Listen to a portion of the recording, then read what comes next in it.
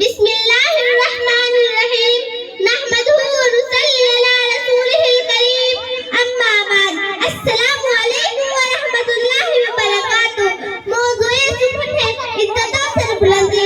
حضرات یوم جمہوریہ، میرے منہ سے شاید آپ کو یہ بات اچھی نہ لگے، لیکن میں کہتی ہوں کون سا ایسا شخص ہے جس کو عزت و سربلندی کی تمنا نہ ہو، لیکن تھوڑا سا فرق ہے، لوگوں نے عزت و سربلندی صرف اور صرف کوٹھی بنگلے، موٹر گاڑی اور پیسوں میں سمجھ رکھے ہیں۔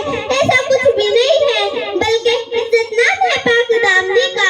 گھر میں بھلے ہی سوکھے ٹکڑے ہو، بدن پر چاہے کتنا ہی پرانا کپڑا ہو، گھر کی چھت برسات میں ٹپکتے ہو، لیکن کسی سے کھانے کپڑے کا سوال نہیں کرتی۔ یہ ہے عزت و سربلندی۔ کسی نے کپڑا تو پہن لیا خوبصورت، مگر ہے سودی پیسے کا۔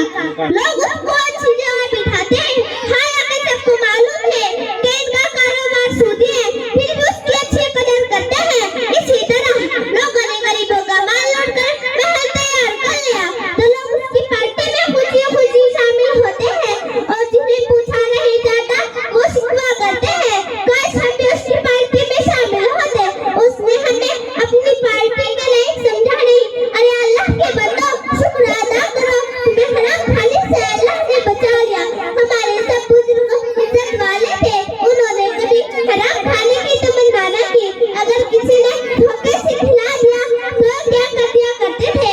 اللہ تعالیٰ ہم سب کو بھی حلال کھانے کی توفیق سے نواز دے، اور حرام کھانے سے اور حرام کاری سے ہم سب مسلمانوں کی حفاظت فرما دے، آمین۔ میری ماں اور بہنوں اور بھائیوں، عزت بہت بڑی چیز ہے جو کسی دکان مارکیٹ میں دستیاب نہیں ہے، اس لیے عزت